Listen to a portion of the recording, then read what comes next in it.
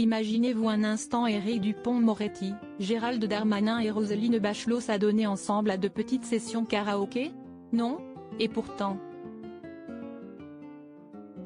Ce vendredi 3 février dans les colonnes de Closer, l'ancienne ministre de la Culture, qui n'a pas souhaité être renouvelée au gouvernement, s'est libérée de quelques secrets auprès de nos confrères, notamment en révélant une activité surprenante qu'elle pratiquait lors des conseils des ministres en distanciel, en compagnie du ministre de l'Intérieur Gérald Darmanin et du garde des Sceaux Éric Dupond-Moretti.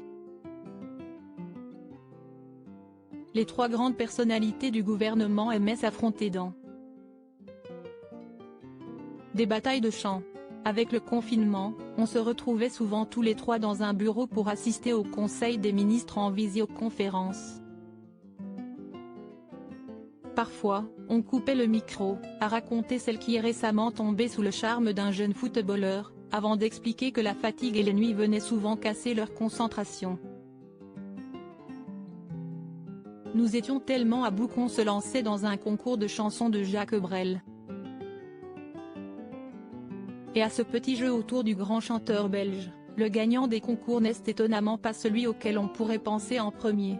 On chantait en canon et, pour être honnête, si est-il le ministre de l'Intérieur qui gagnait à chaque fois. Si est-il donc Gérald Darmanin, pourtant le plus jeune des trois membres du gouvernement qui semble-t-il connaissait ou chantait le mieux les chansons de l'interprète de Ne me quitte pas. Une information surprenante quand on sait que le ministre de l'Intérieur a été comparé à un autre chanteur il y a encore quelques jours. Jean Castex, Édouard Philippe, Éric Dupond-Moretti. Découvrez les politiques quand ils étaient plus jeunes et l'importance de la culture pour ces ministres. Ce petit secret amusant révèle la place importante que peuvent accorder ces ministres à la culture au sein de leur vie.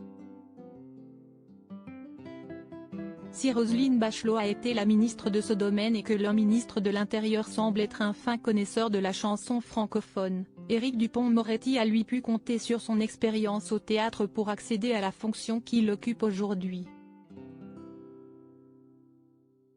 Si est-il en effet à l'occasion d'une sortie de Brigitte Macron au théâtre, venue voir celui que l'on surnomme l'ogre des prétoires dans un seul en scène que la première dame aurait été conquise par le maître. Une première étape dans l'accession à la fonction de garde des Sceaux pour l'avocat, mais que Brigitte Macron a toujours nié, expliquant n'avoir pas d'influence dans la politique de son mari. Crédit photo, Stéphane Le Mouton.